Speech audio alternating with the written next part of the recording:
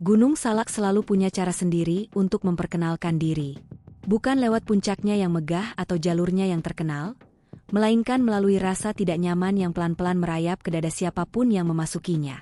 Kabut yang turun tanpa aba-aba, hutan yang terlalu rapat untuk sekadar ditembus cahaya matahari, dan kesunyian yang terasa seperti sedang diawasi, itulah wajah Salak yang sesungguhnya. Pagi itu, langit di kaki gunung tampak bersih. Matahari baru naik, menyinari dedaunan basah sisa hujan malam sebelumnya.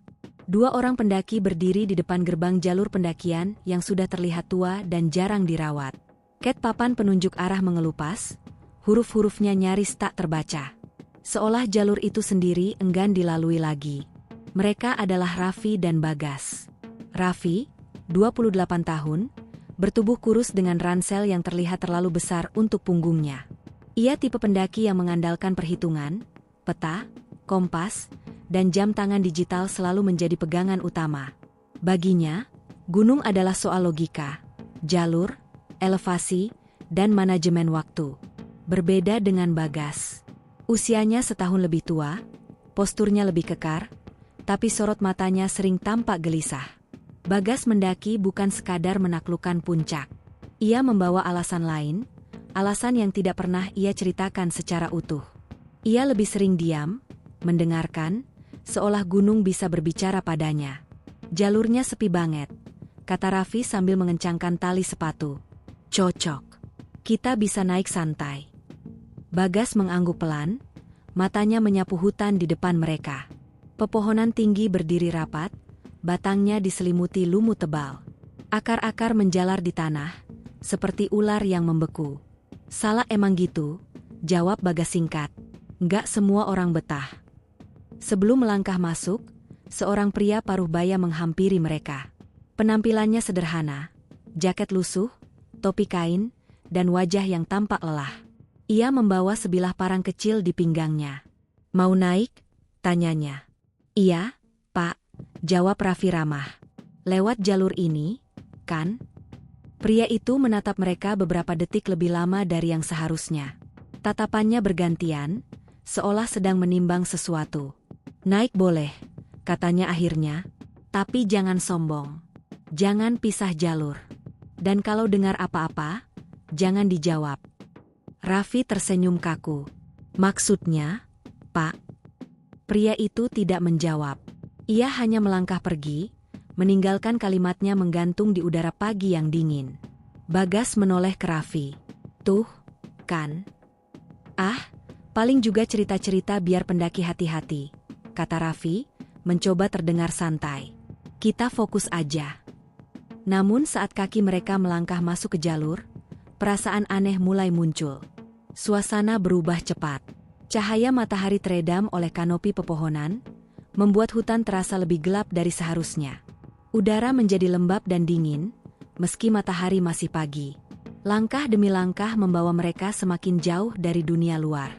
Sinyal ponsel menghilang bahkan sebelum 1 jam berjalan. Raffi mengecek jam tangannya, masih normal. Kompas di tangannya menunjuk ke utara dengan stabil. Semua aman, katanya meyakinkan. Bagas tidak menjawab. Ia berhenti sejenak, menoleh ke belakang. Jalur yang baru mereka lewati tampak berbeda.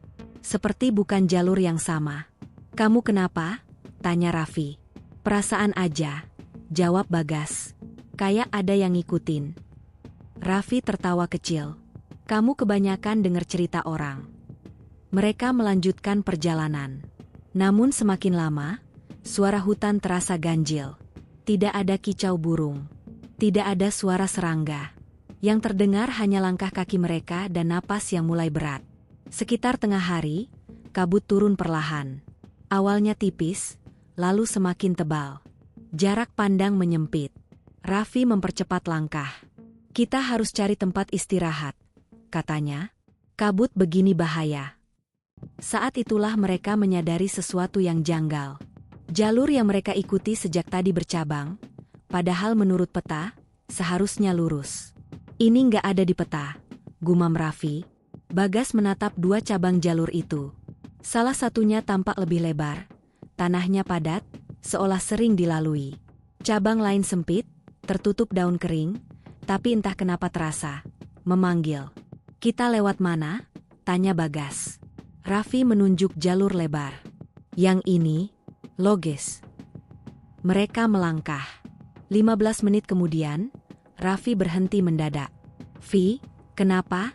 tanya Bagas. Raffi menatap ke depan dengan wajah pucat.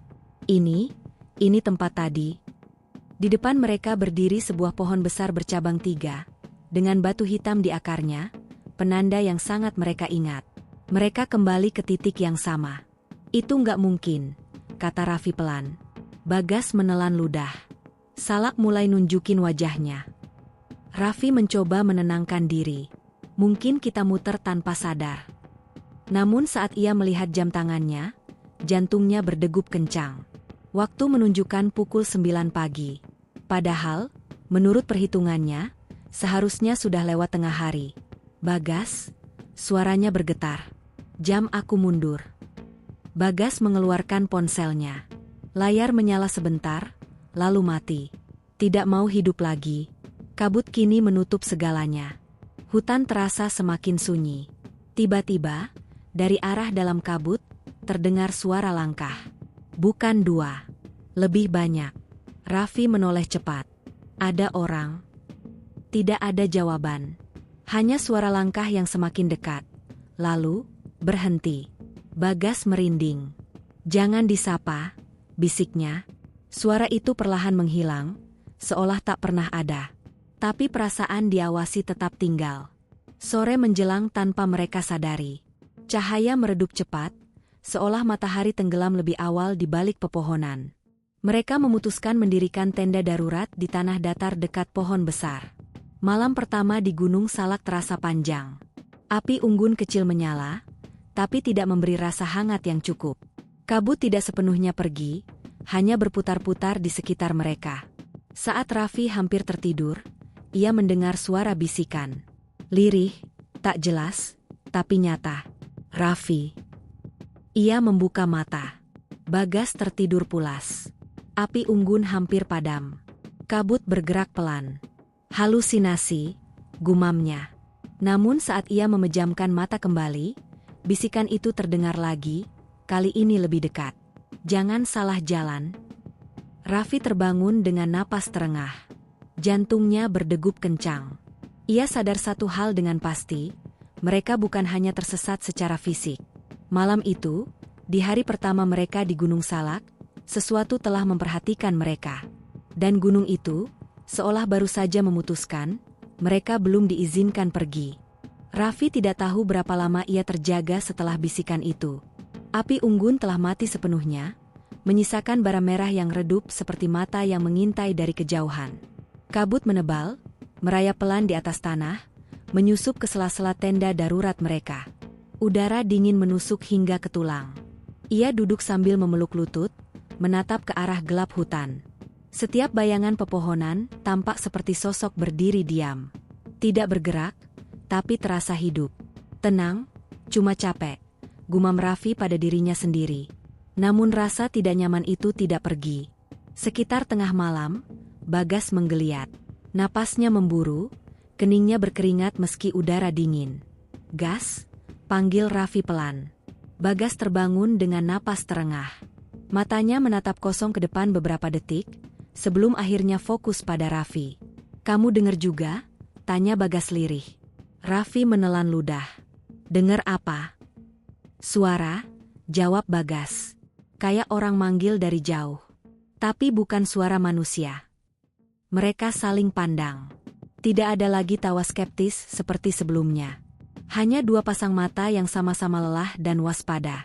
"Sebelum naik," lanjut Bagas pelan, "aku sebenarnya mimpi aneh."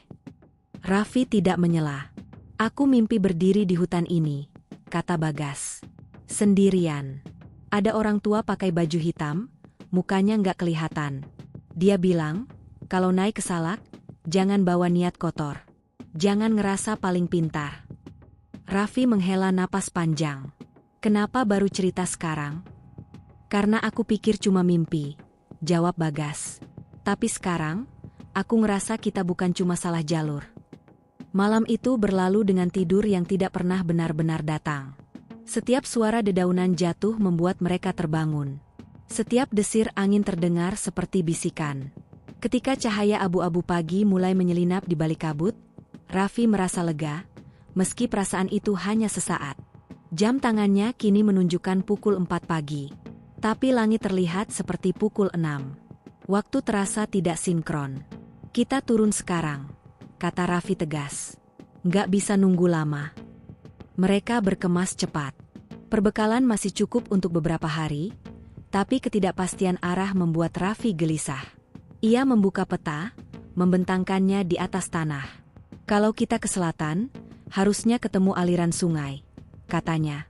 Ikutin air, biasanya ada jalur. Bagas mengangguk. Aku ikut. Mereka berjalan menyusuri jalur yang tampak menurun. Kabut masih menggantung, tapi tidak setebal malam sebelumnya. Hutan perlahan hidup, atau setidaknya terdengar begitu.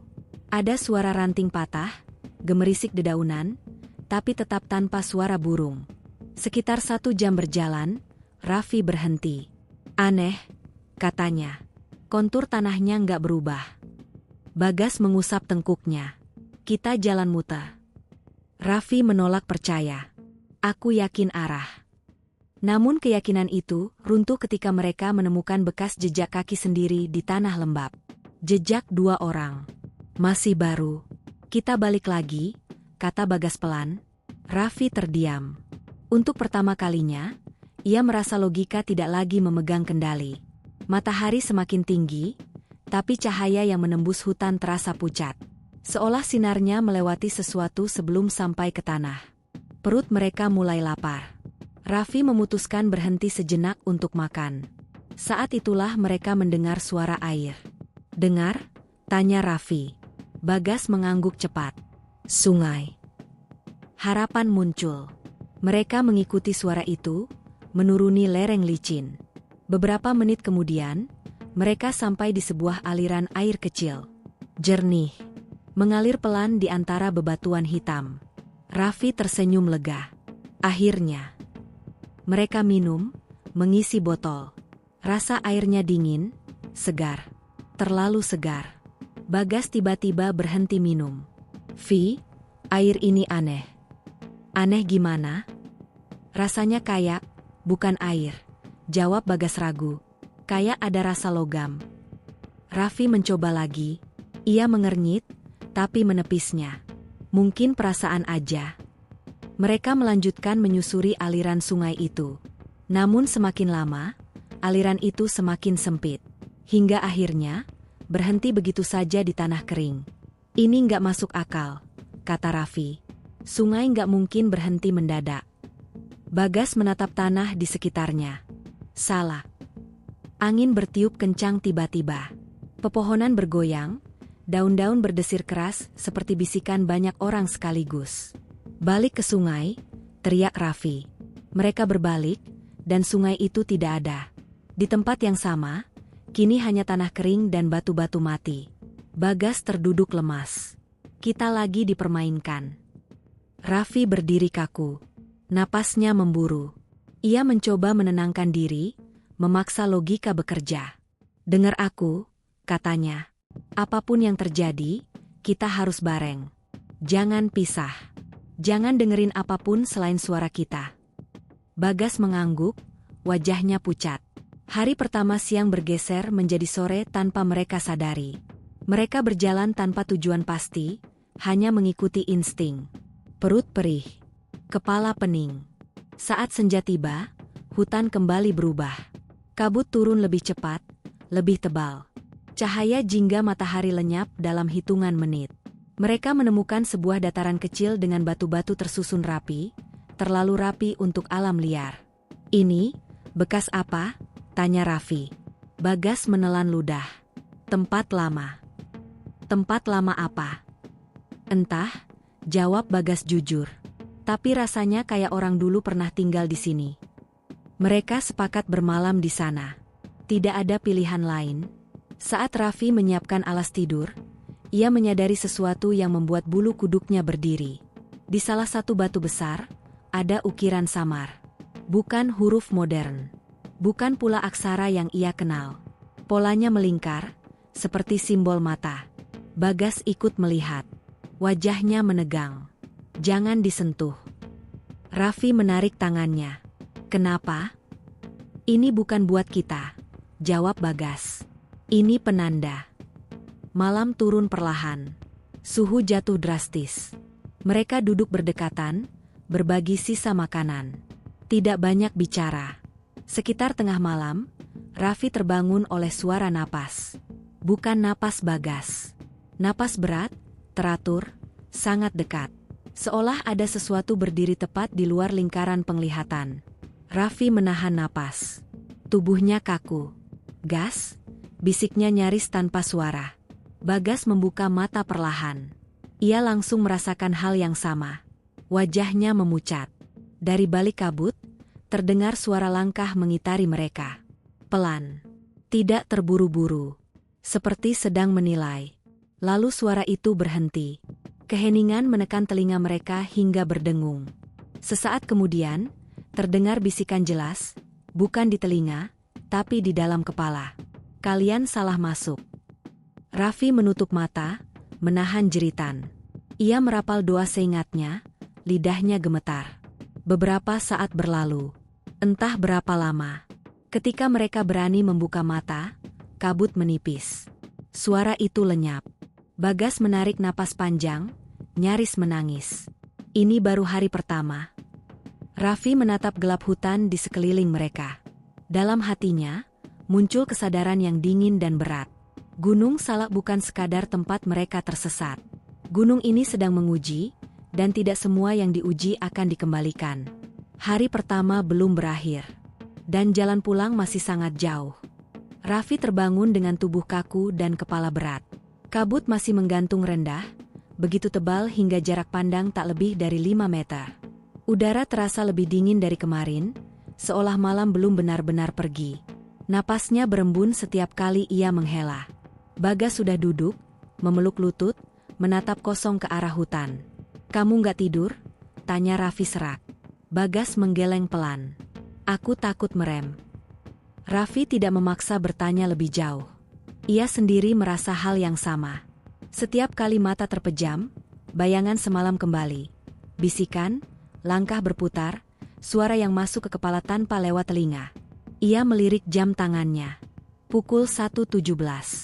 Raffi menatap layar itu lama, lalu mengusap wajahnya. Mustahil.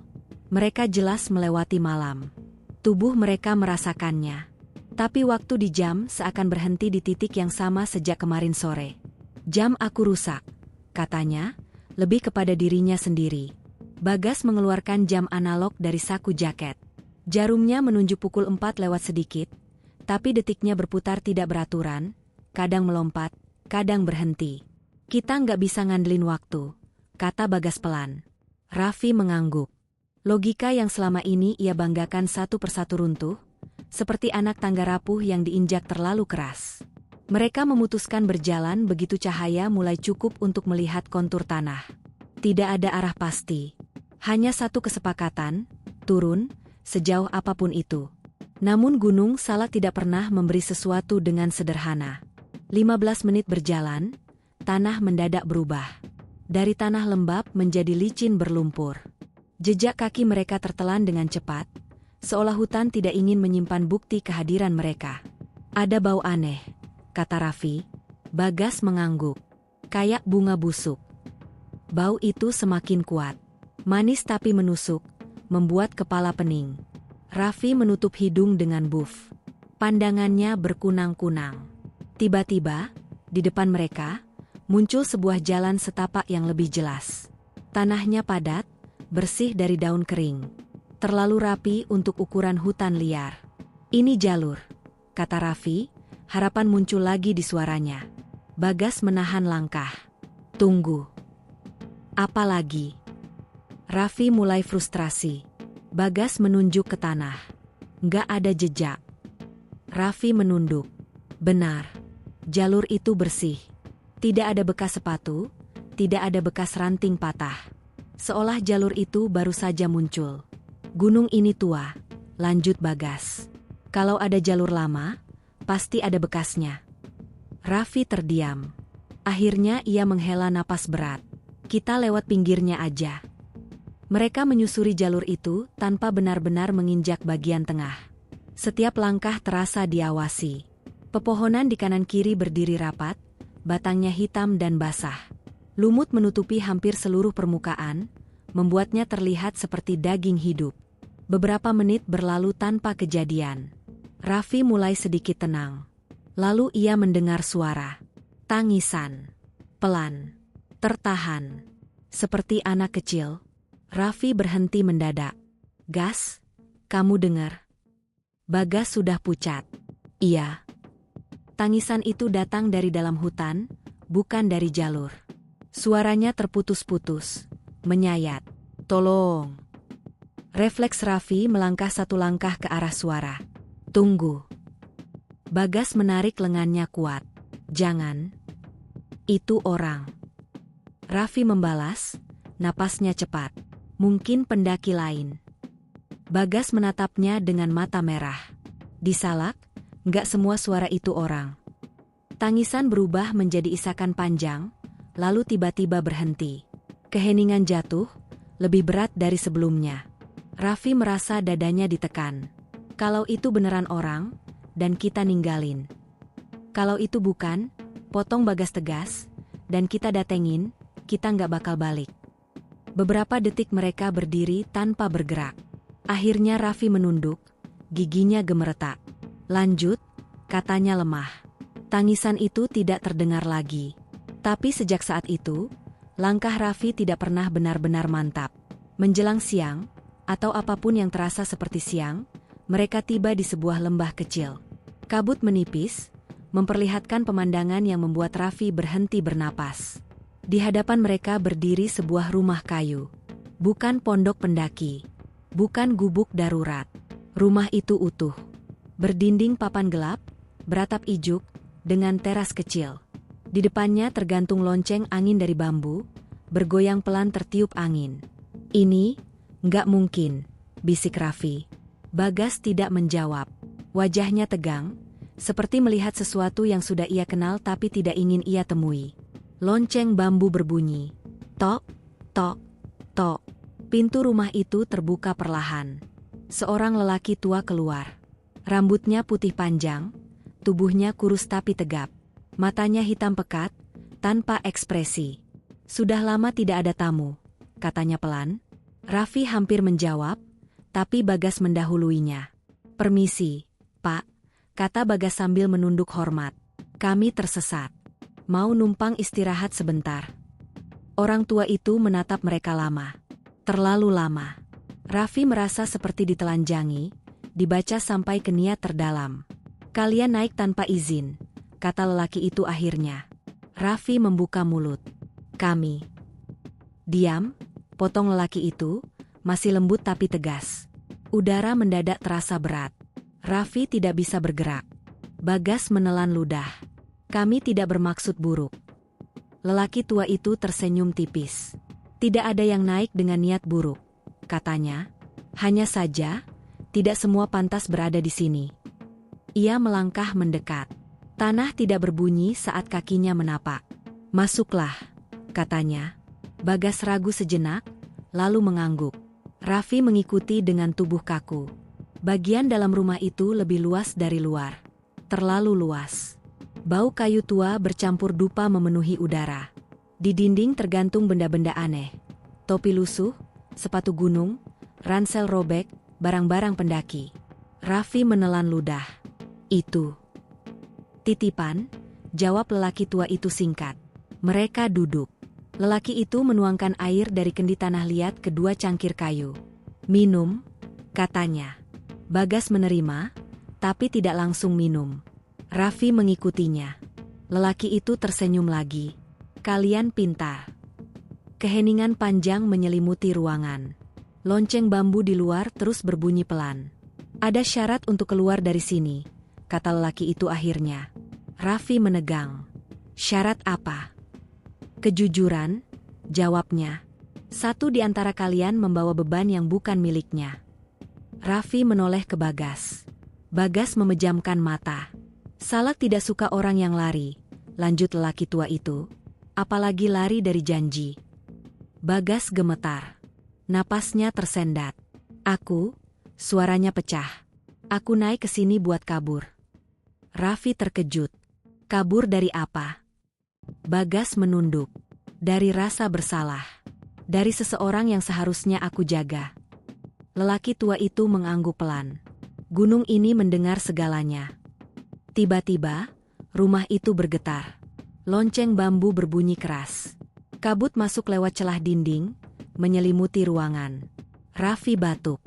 Pandangannya buram. Waktumu belum habis. Suara lelaki itu terdengar semakin jauh. Tapi jalannya tidak mudah. Kabut menelan segalanya. Ketika Raffi sadar, ia terbaring di tanah hutan. Rumah itu tidak ada. Lembah itu lenyap.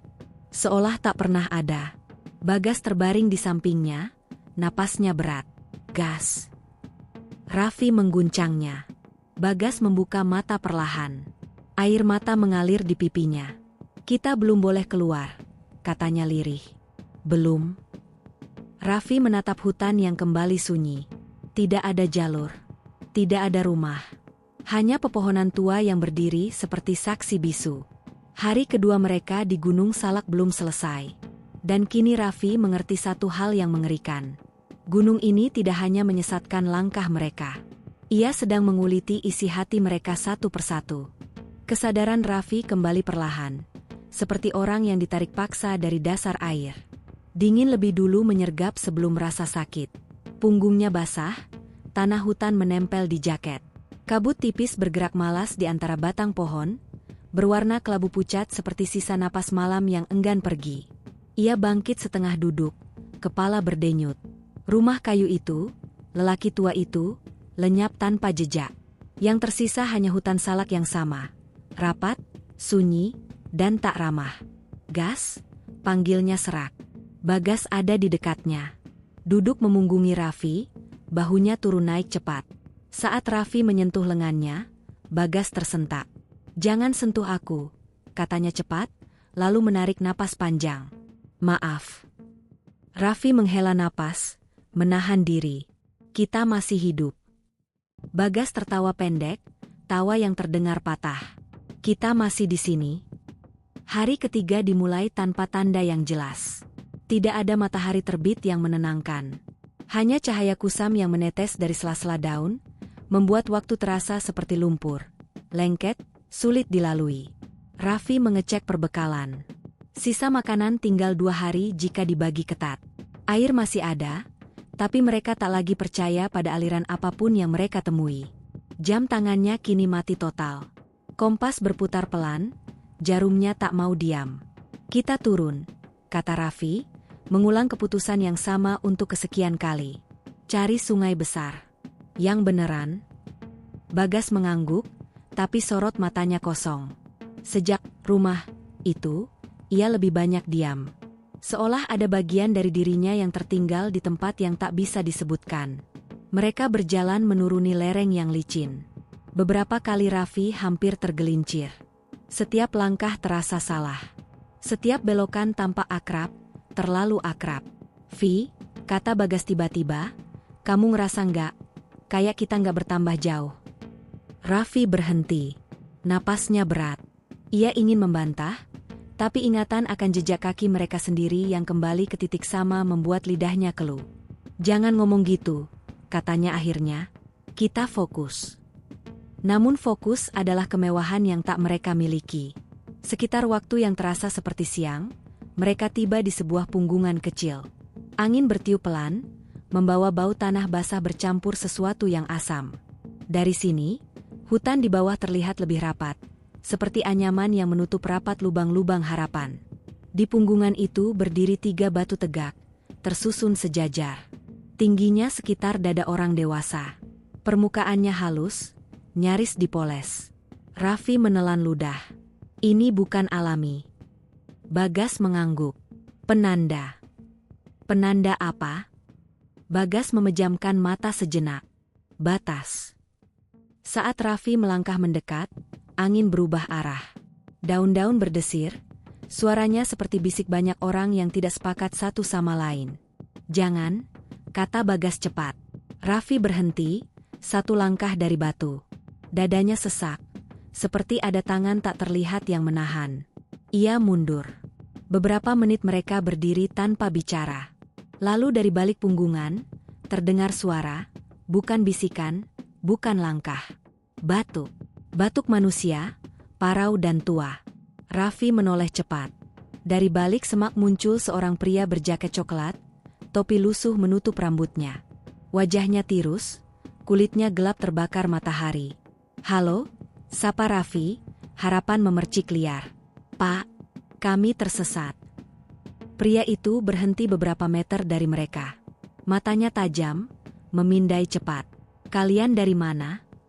"Jalur bawah," jawab Raffi cepat. "Kami nyasar. Sudah 3 hari." Pria itu mengangguk pelan, tapi raut wajahnya tidak menunjukkan simpati. "Salak nggak suka orang yang maksa." "Kami nggak maksa, Pak," Bagas menyela, suaranya lirih. "Kami mau turun." Pria itu tersenyum tipis, senyum yang tidak sampai ke mata. Turun itu bukan soal arah. Ini soal izin. Raffi melangkah setengah langkah. "Pak, kami butuh bantuan. Jalan mana yang aman?" Pria itu mengangkat tangan, telapak menghadap ke bawah, isyarat berhenti. "Jangan nanya jalan di sini." Angin kembali bertiup kencang. Daun-daun berputar, membentuk pusaran kecil di kaki batu-batu itu. Raffi merasakan telinganya berdenging. "Dengar," kata pria itu. "Kalau kalian mau selamat, jangan cari yang kelihatan gampang. Jangan kejar yang manggil. Dan jangan percaya apapun yang menawarkan jalan pintas." Raffi membuka mulut. "Nama Bapak?" Pria itu berbalik. Dalam 3 langkah, ia masuk ke semak dan menghilang. Tidak ada suara ranting patah.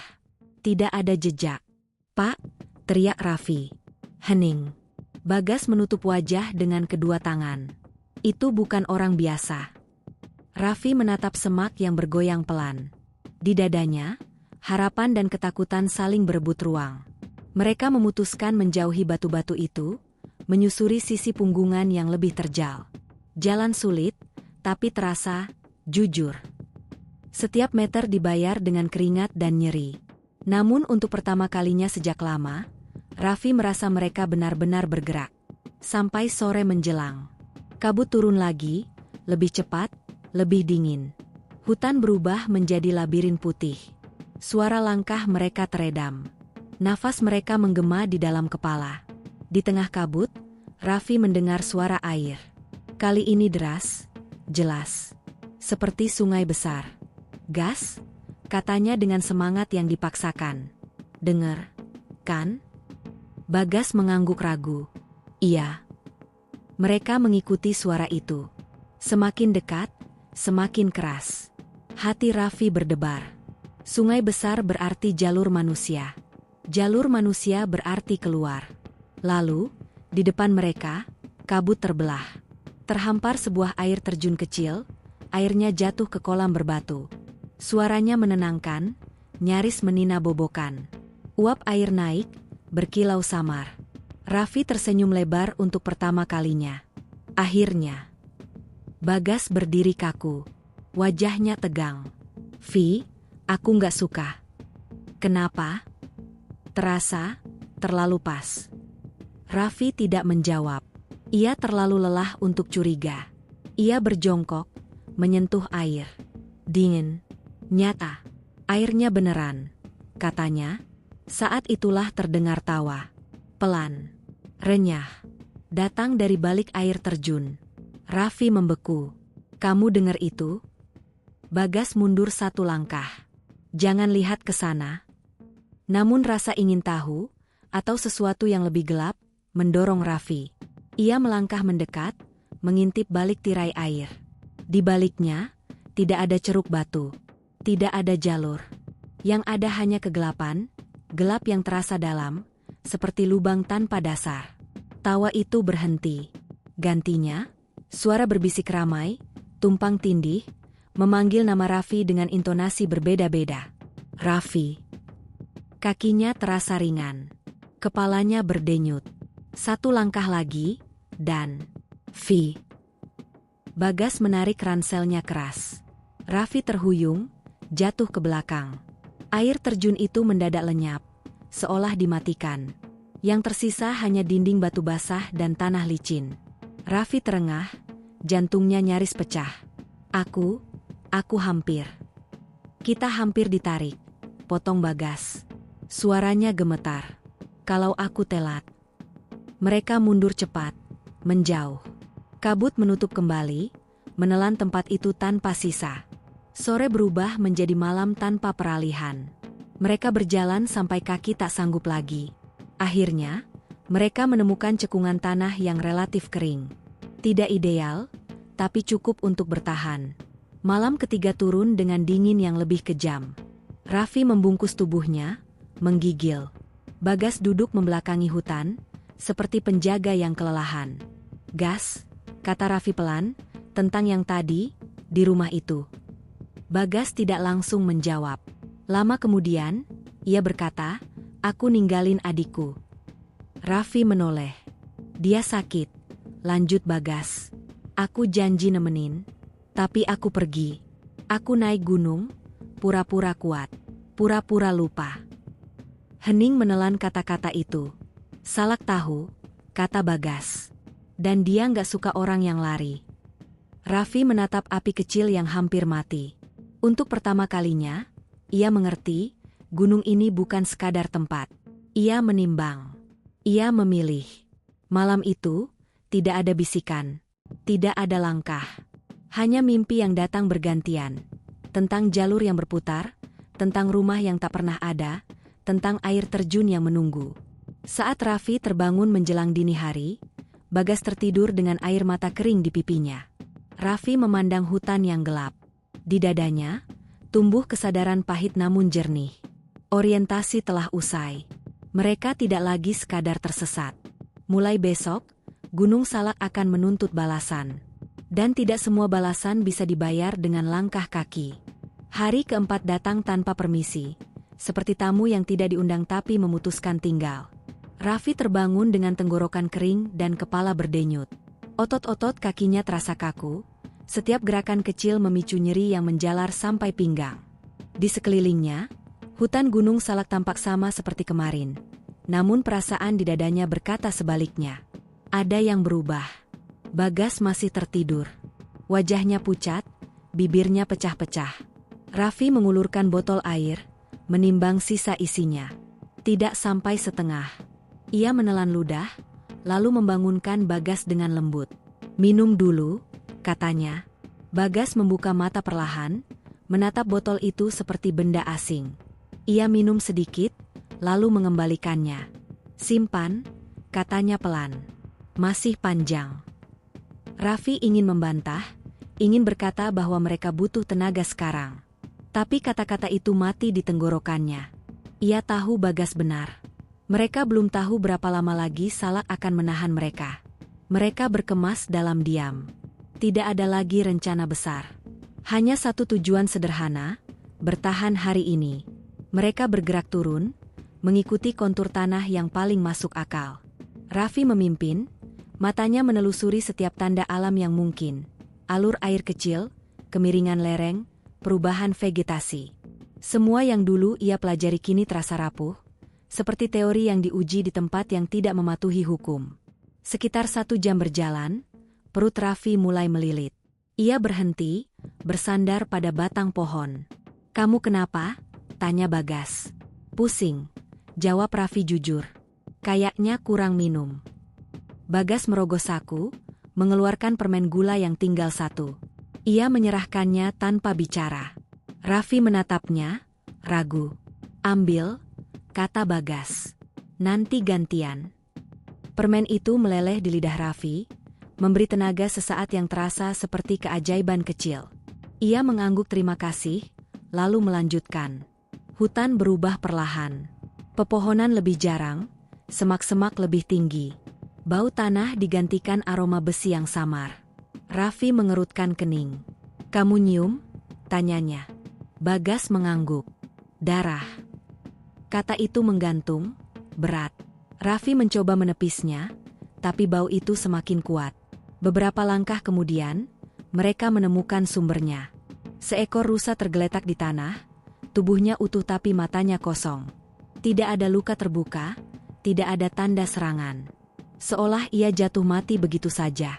Bagas berlutut, memeriksa dengan hati-hati. Masih hangat. Raffi merinding. Baru mati? Bagas tidak menjawab. Ia berdiri perlahan, menatap hutan di sekitar mereka. Kita nggak sendirian. Mereka menjauh cepat. Setiap bunyi ranting patah membuat Raffi menoleh. Jantungnya berdetak tidak beraturan. Tubuhnya mulai bereaksi, ketakutan bercampur kelelahan. Menjelang waktu yang terasa seperti siang, hujan turun tiba-tiba. Bukan hujan deras, tapi rintik halus yang konsisten, menyerap dingin ke tulang. Tanah menjadi licin. Raffi terpeleset, jatuh keras.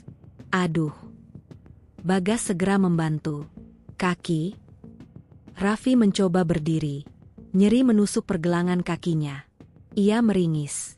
Masih bisa. Mereka tahu itu kebohongan kecil yang berbahaya.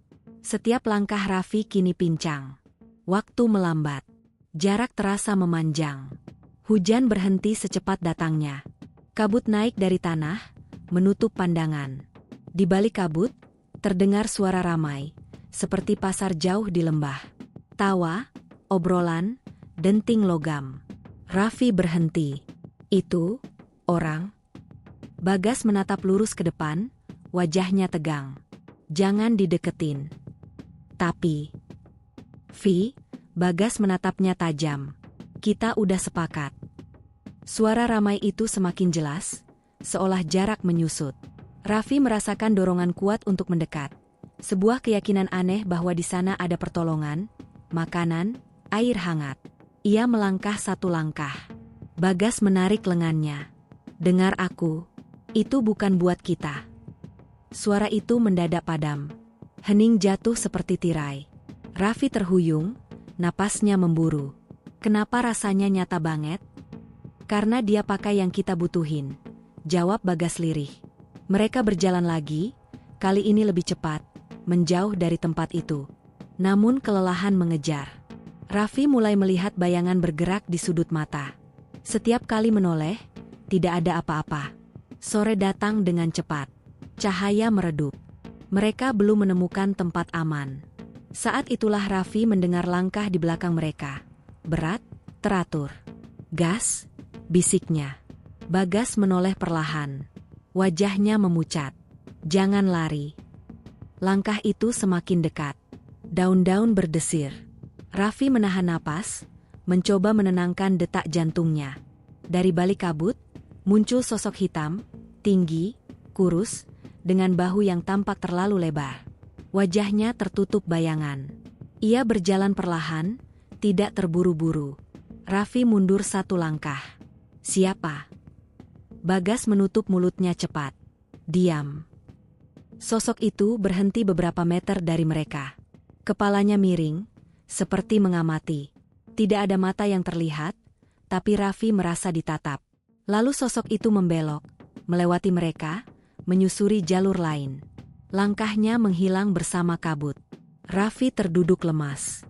Keringat dingin mengalir di punggungnya. Itu apa? Bagas menggeleng. Penjaga. Atau pengingat. Malam turun. Mereka akhirnya menemukan ceruk kecil di antara batu-batu besar, cukup untuk berlindung dari angin. Raffi duduk, menahan nyeri kaki. Bagas menyalakan api kecil dengan sisa tenaga. Makan malam mereka hanya biskuit hancur dan seteguk air. Raffi mengunyah pelan, air mata menetes tanpa ia sadari. Aku capek, katanya akhirnya. Aku takut.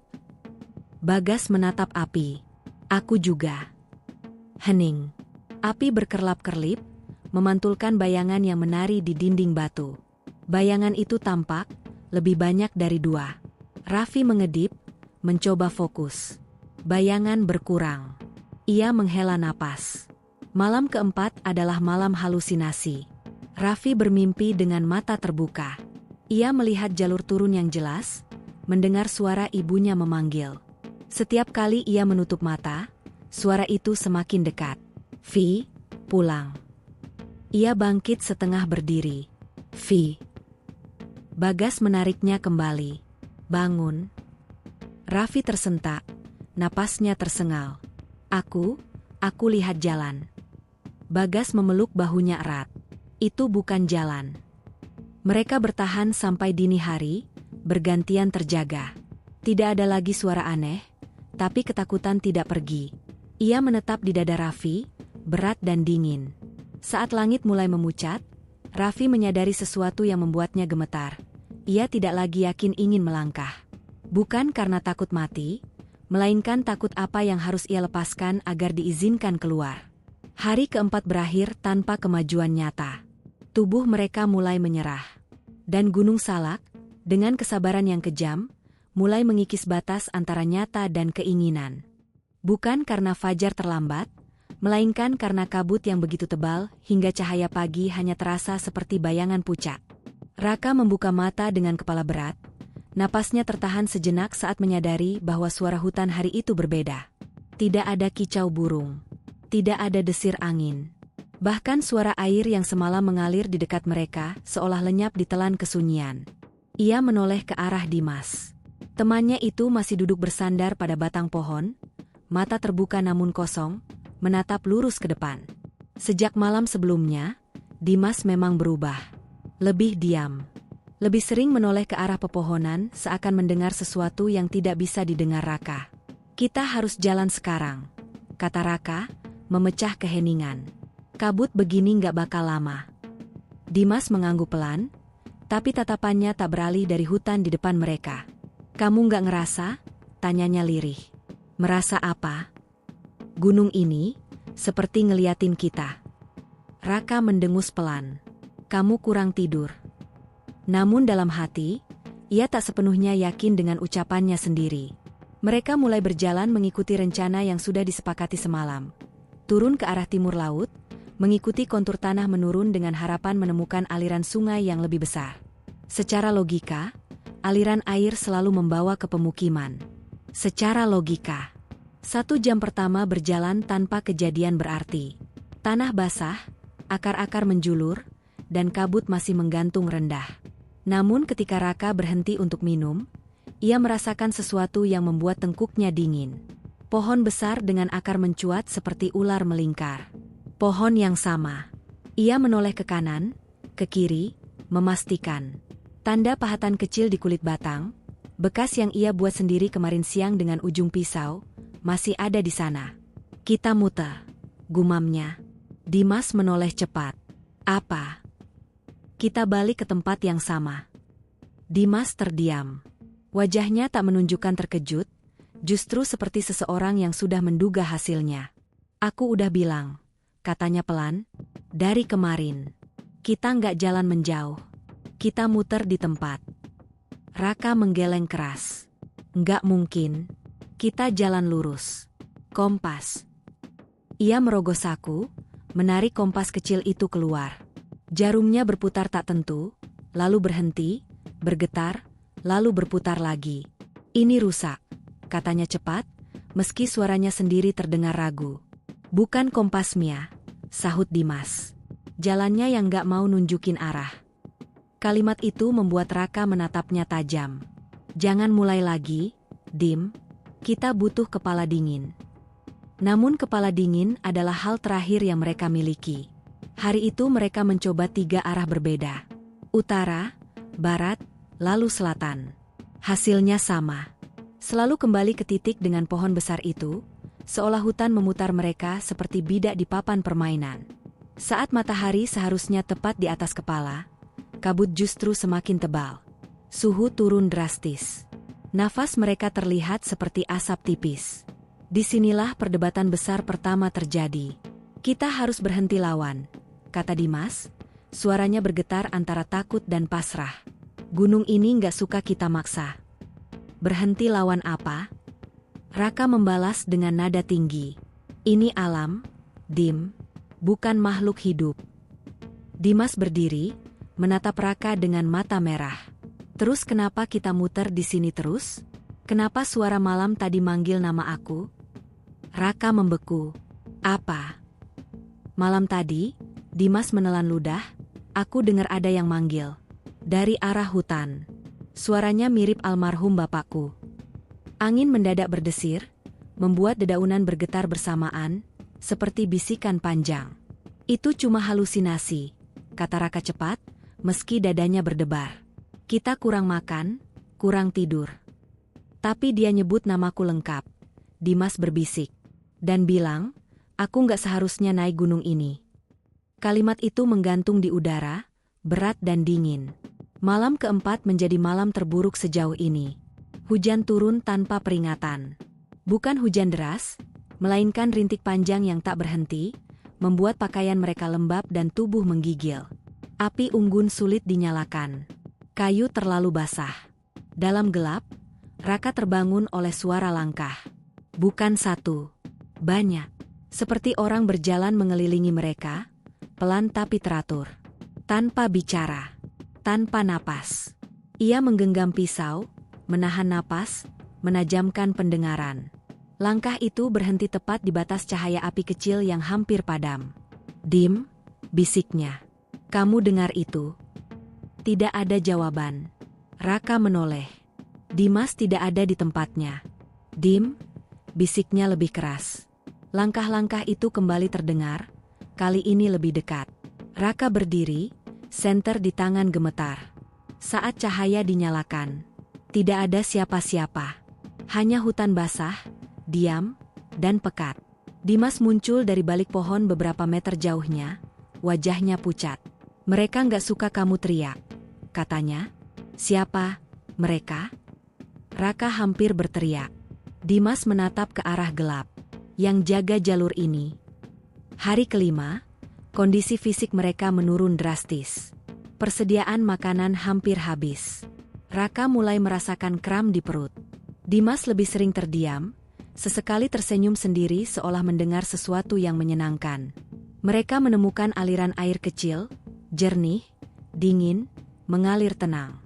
Harapan muncul, namun anehnya, aliran itu selalu membawa mereka kembali ke tempat yang sama setelah beberapa ratus meter. Seolah air pun berputar. Di sore hari, mereka melihat sesuatu yang membuat darah Raka berdesir. Jejak kaki. Bukan jejak mereka. Lebih kecil. Telanjang. Banyak.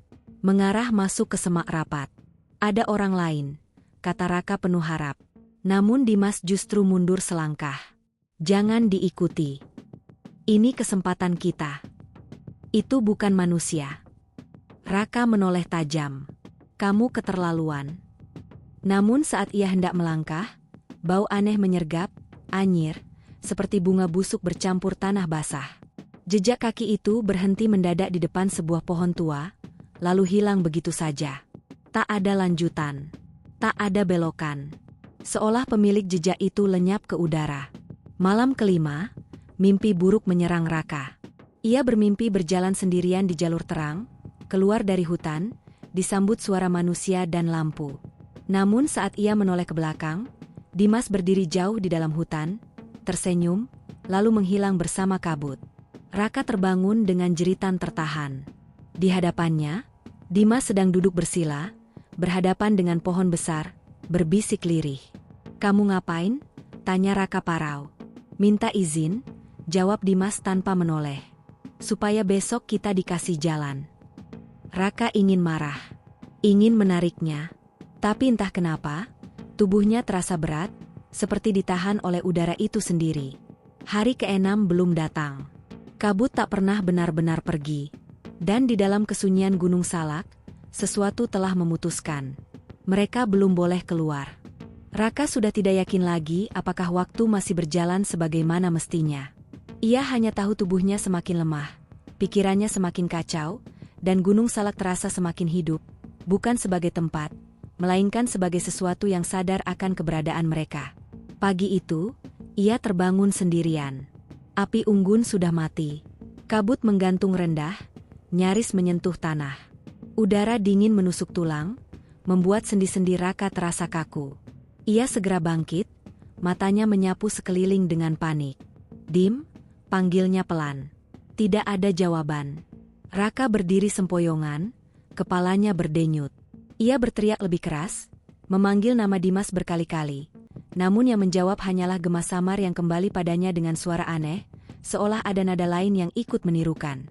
Jejak kaki Dimas terlihat jelas di tanah basah, mengarah masuk ke hutan yang lebih rapat. Tanpa berpikir panjang, Raka mengikuti jejak itu. Setiap langkah terasa salah. Semakin jauh ia masuk, hutan berubah. Pohon-pohon tampak lebih tua, batangnya lebih besar dan gelap, lumut menutupi hampir seluruh permukaan. Cahaya nyaris tidak ada. Kabut berubah menjadi asap tipis yang berputar pelan di antara pepohonan. "Dim, berhenti!" teriak Raka. Ia mendengar suara di depan. Bukan langkah, tapi suara orang berbicara. Raka mempercepat langkah hingga akhirnya melihat Dimas berdiri di sebuah tanah lapang kecil. Di tengah lapangan itu ada batu besar, datar, penuh ukiran samar yang nyaris tertutup lumut. Dimas berdiri di depan batu itu, membelakangi Raka. "Akhirnya kamu datang," kata Dimas pelan. Raka berhenti beberapa meter di belakangnya. "Ngapain kamu kesini? Kita udah sepakat nggak pisah." Dimas menoleh perlahan. Wajahnya membuat Raka membeku. Mata Dimas tampak lebih gelap, cekung, dengan lingkar hitam tebal. Ekspresinya bukan takut, bukan bingung, melainkan tenang, terlalu tenang. "Mereka bilang ini tempatnya," ujar Dimas. "Tempat buat istirahat." "Siapa mereka?" Suara Raka bergetar. Dimas tersenyum tipis. "Yang udah lama di sini, jauh sebelum kita." Angin tiba-tiba berhembus kencang, membuat pepohonan berderak serempak. Raka merasakan tekanan di telinganya, seperti berada di ketinggian ekstrim. "Kita harus pergi sekarang," kata Raka, mencoba mendekat. "Kamu nggak sadar kamu ngomong apa?" Saat Raka melangkah satu langkah lagi, udara di sekitarnya terasa berat. Dadanya sesak, seolah ada tangan tak terlihat menekan tubuhnya. "Jangan lewat sini," kata Dimas datar. "Ini batasnya." "Batas apa?" Dimas menoleh ke batu besar itu. Batas antara yang pulang dan yang tinggal. Raka mundur selangkah, napasnya memburu. Ia merasakan naluri paling purba dalam dirinya berteriak, "Bahaya!" Tiba-tiba, dari balik kabut, terdengar suara lain. Suara perempuan. Lirih. Menyanyikan tembang Jawa pelan, nadanya sendu dan berulang. Raka menutup telinga. "Kamu dengar itu, Dim?" Dimas mengangguk. "Dari kemarin." "Kenapa kamu nggak bilang?" "Karena suaranya nenangin." Tanah di sekitar batu besar itu tampak lebih gelap, seperti selalu basah meski tidak hujan. Raka melihat sesuatu yang membuat tenggorokannya tercekat. Bekas tapak kaki tua, banyak, mengelilingi batu itu dalam pola melingkar. "Itu tempat ritual," bisik Raka. Dimas tersenyum lagi. "Dulu, orang-orang yang tersesat berhenti di sini. Kalau mereka nurut, mereka nggak sakit lagi, nggak lapar, nggak takut." "Kamu bohong," Raka hampir menangis. "Mereka mati di sini." "Tubuhnya, iya," jawab Dimas pelan. "Tapi yang lain, tinggal." Suara tembang itu semakin jelas. Raka melihat bayangan-bayangan samar bergerak di antara pepohonan, bentuk manusia, tapi kabur, seolah tidak sepenuhnya ada di dunia ini. Raka mundur. Kakinya tersandung akar, membuatnya jatuh terduduk. "Dim, dengar aku," katanya putus asa. "Ini bukan kamu. Ini gunung yang mainin pikiranmu." Dimas menatapnya lama. Untuk sesaat, ekspresinya berubah. Ragu, bingung. "Rak?" Suaranya bergetar. Harapan muncul. Namun detik berikutnya, suara tembang berhenti mendadak. Kesunyian jatuh seperti palu. Ekspresi Dimas mengeras kembali. "Kamu harus pergi," katanya tegas. "Kalau kamu terus di sini, kamu nggak bakal dikasih jalan." "Pergi kemana?" "Turun sendiri." Raka menggeleng keras. "Enggak. Kita naik bareng, kita turun bareng." Dimas melangkah mundur, mendekati batu besar. Kabut di sekelilingnya semakin tebal. "Mereka cuma mau satu," katanya lirih. "Penukar."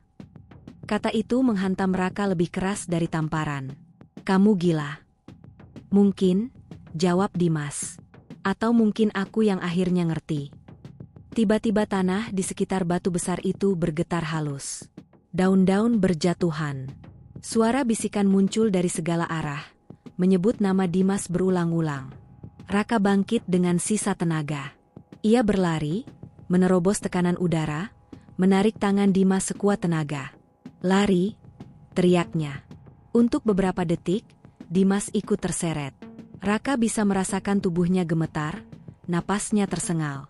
Mereka berlari membabi buta, menjauh dari batu itu, dari suara-suara itu. Namun langkah Dimas tiba-tiba berhenti. Raka terhuyung ke belakang, kehilangan pegangan. Saat ia menoleh, Dimas berdiri diam, kepalanya tertunduk. "Aku nggak bisa," katanya lirih. Mereka udah terlalu dekat. Kabut menelan tubuh Dimas perlahan, mulai dari kaki hingga dada.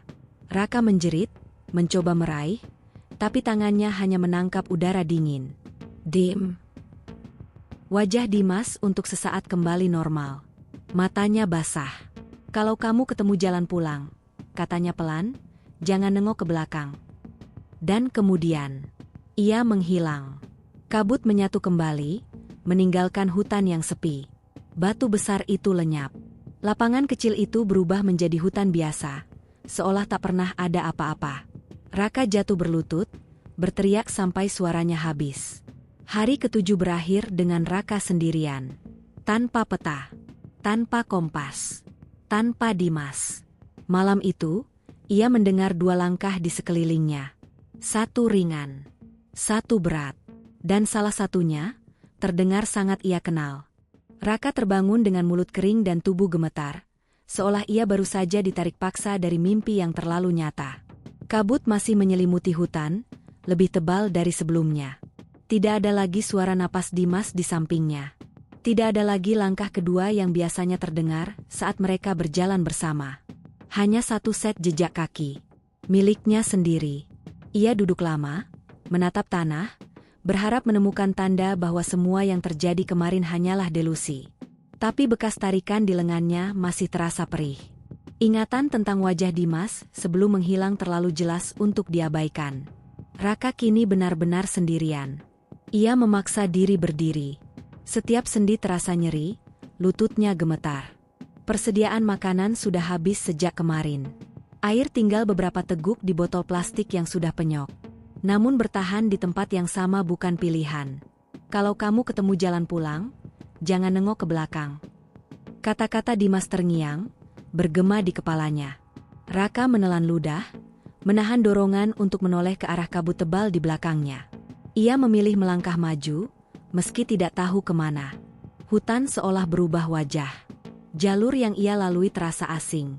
Pohon-pohon tampak lebih rapat, lebih tinggi, batangnya hitam dan licin. Cahaya matahari hampir tak menembus kanopi. Udara terasa berat, membuat napas Raka pendek-pendek. Beberapa kali ia merasa ada yang berjalan sejajar dengannya. Bukan suara langkah yang jelas, melainkan tekanan aneh di udara, seperti seseorang berdiri terlalu dekat. Setiap kali Raka berhenti, perasaan itu ikut berhenti. Saat ia berjalan lagi, perasaan itu kembali. "Aku nggak punya apa-apa lagi," gumamnya lirih. "Kalau mau ambil, ambil saja." Tidak ada jawaban.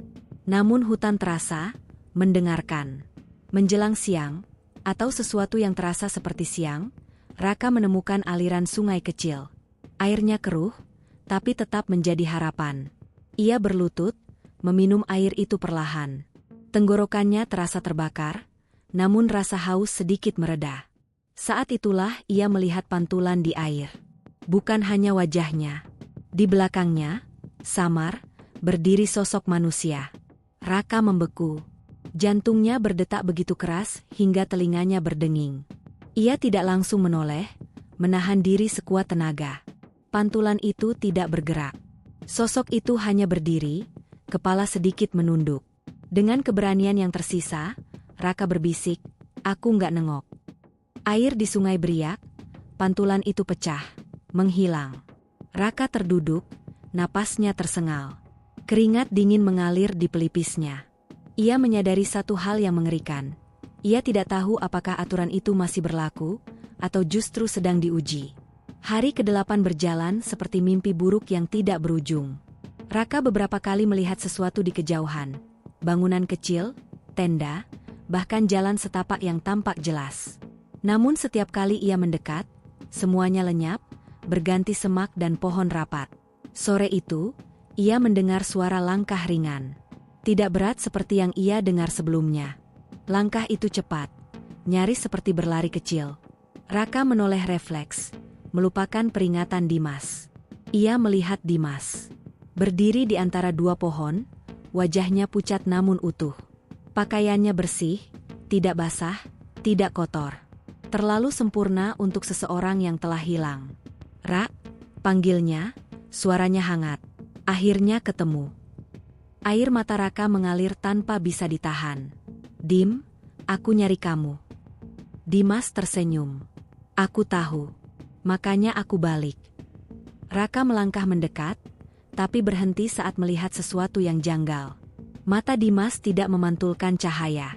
Tatapannya kosong, seperti kaca gelap. "Kita bisa pulang," lanjut Dimas. "Jalannya dekat. Ikut aku." Raka menggeleng pelan. Dadanya terasa sesak. "Kamu bilang jangan nengok ke belakang." Senyum Dimas memudar. "Itu kalau kamu mau pulang sendirian." Kabut naik perlahan, melingkari kaki Dimas. Suaranya berubah, lebih dalam, berlapis. "Kalau bareng aku, kamu gak perlu takut lagi." Raka teringat batu besar, suara tembang, dan kata penukar. "Aku gak mau tinggal," katanya tegas meski suaranya gemetar. Wajah Dimas mengeras. "Kamu egois." Kabut menebal. Bentuk Dimas mulai kabur, seperti cat yang luntur terkena air. Raka memejamkan mata, menahan dorongan untuk berteriak. Saat ia membuka mata kembali, Dimas sudah tidak ada. Malam ke-8 menjadi malam terpanjang. Raka tidak berani tidur. Setiap kali matanya terpejam, ia mendengar bisikan, memanggil namanya dari berbagai arah.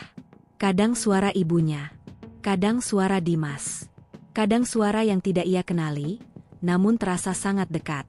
Ia duduk memeluk lutut, bergumam doa yang diingatnya sejak kecil.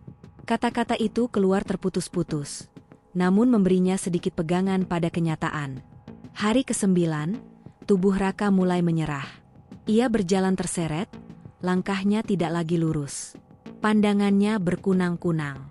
Ia jatuh beberapa kali, bangkit lagi dengan sisa tenaga. Pada satu titik, ia tertawa sendiri, tertawa kosong yang bahkan membuatnya takut. "Aku masih hidup," katanya keras-keras. "Aku masih di sini." Hutan menjawab dengan diam. Menjelang sore, ia menemukan sesuatu yang membuatnya berhenti total. Sebuah jalur. Bukan jalur gaib. Bukan bayangan.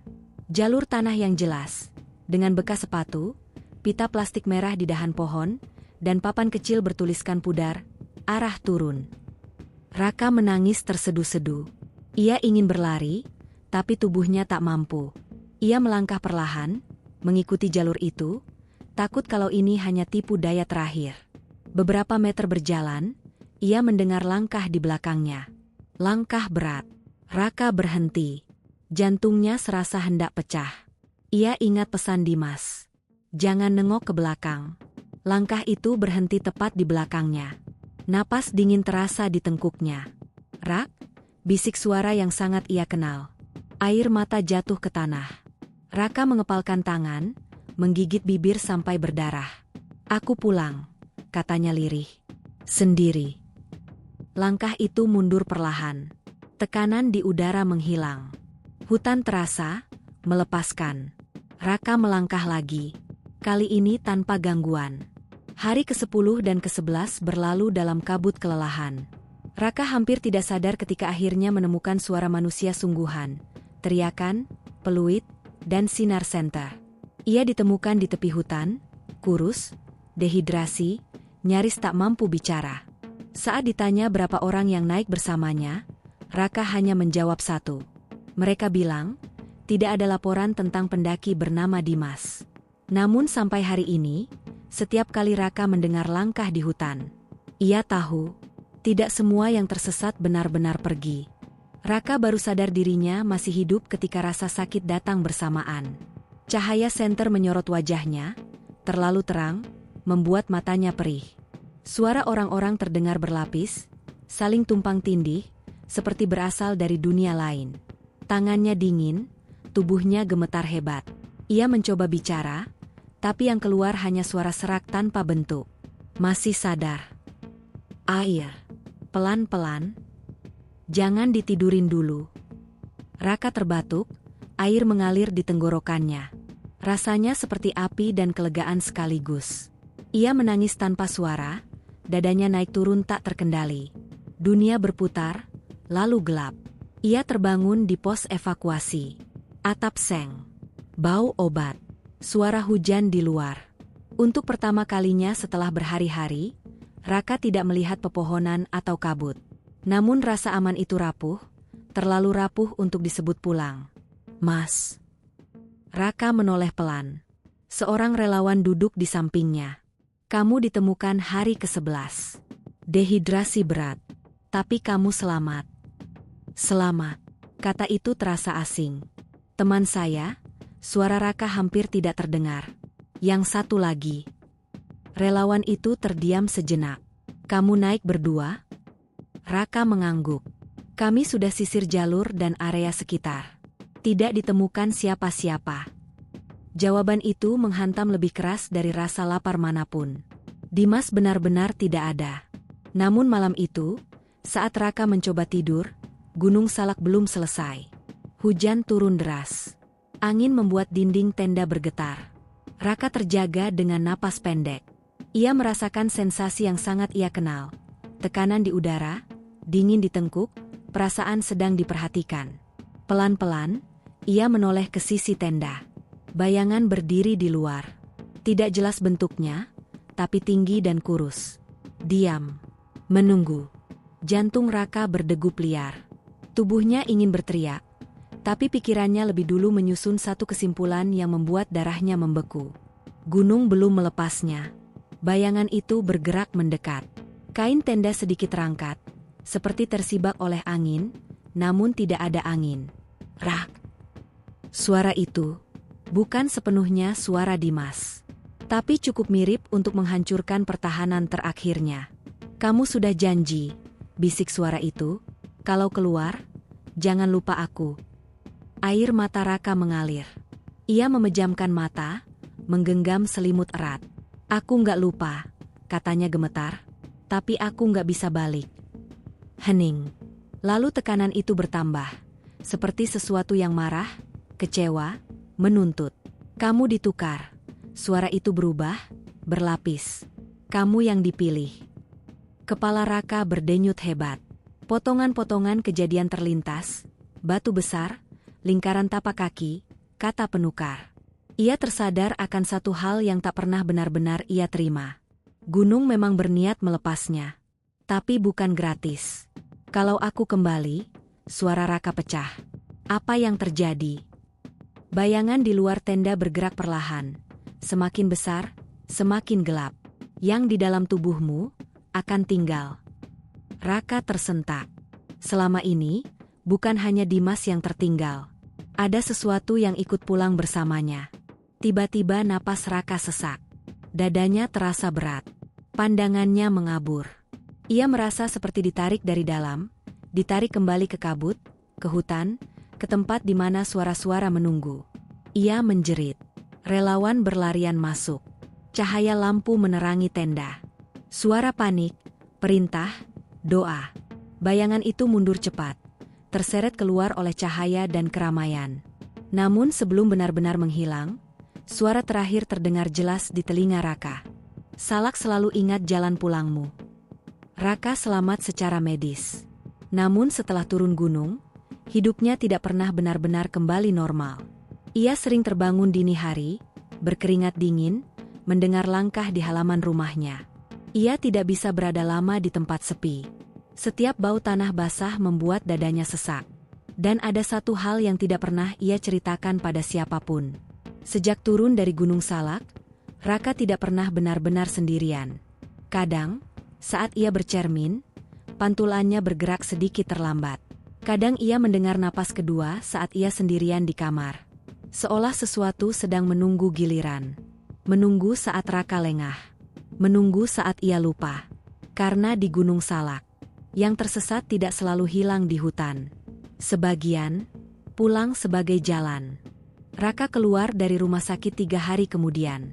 Tubuhnya masih lemah, berat badannya turun drastis, dan langkahnya belum sepenuhnya stabil.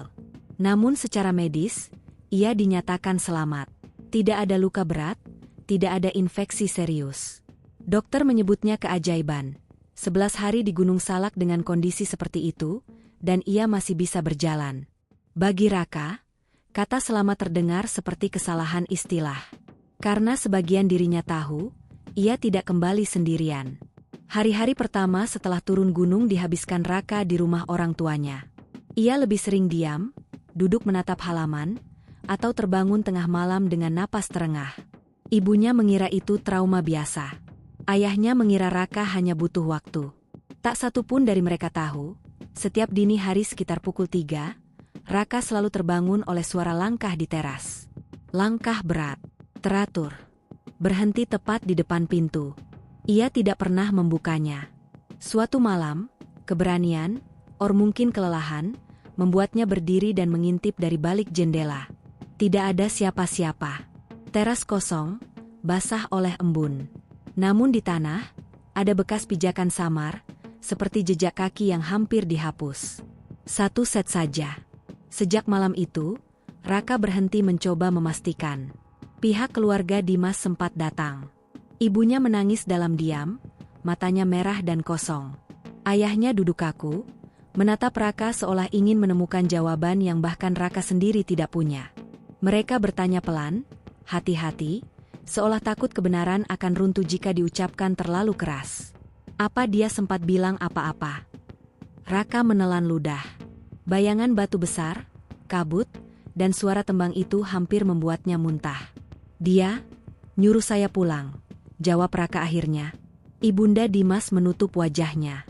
Tangisnya pecah, menghantam dada Raka dengan rasa bersalah yang nyaris tak tertahankan. Pencarian resmi dinyatakan dihentikan 2 minggu kemudian. Alasannya sederhana, medan terlalu berbahaya, dan peluang hidup hampir nol. Nama Dimas masuk daftar hilang di gunung. Bukan meninggal. Bukan ditemukan. Hanya, Raka tahu betul artinya. Bulan berganti. Secara perlahan, hidup Raka kembali berjalan. Ia kembali bekerja. Tertawa di waktu yang tepat. Menjawab pertanyaan dengan kalimat yang sudah dihafalnya. Ia belajar hidup dengan 2 versi cerita. Versi yang bisa diceritakan, dan versi yang hanya boleh disimpan. Namun Gunung Salak tidak pernah benar-benar pergi. Setiap kali hujan turun dan tanah mengeluarkan aroma basah, jantung Raka berdetak lebih cepat. Setiap kali ia mendengar tembang Jawa dari kejauhan, entah dari radio, televisi, atau sekadar suara orang menembang di acara hajatan, tenggorokannya langsung tercekat. Suatu sore, saat ia berdiri di depan cermin kamar mandi, pantulannya tidak langsung bergerak saat ia mengangkat tangan. Hanya sepersekian detik. Tapi cukup.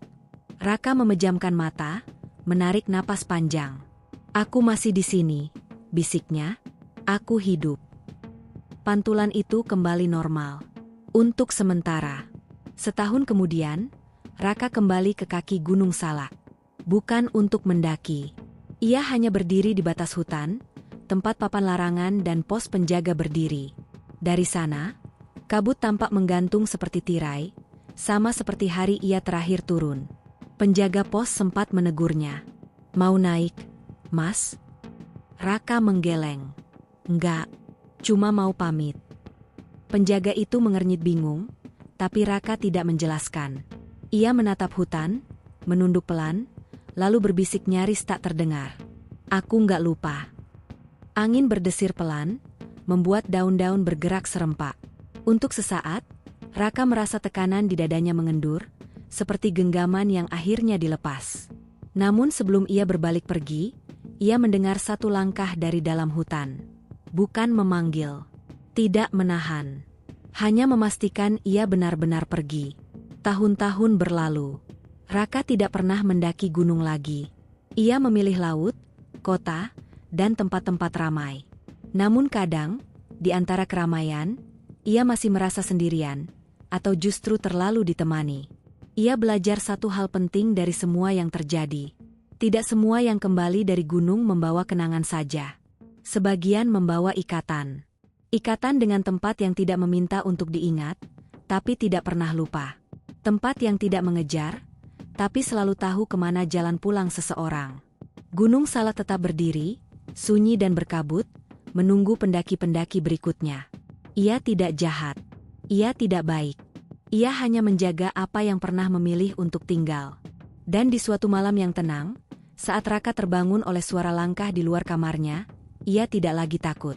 Ia hanya berbisik pelan ke dalam gelap. Aku masih hidup. Dan aku masih berjalan.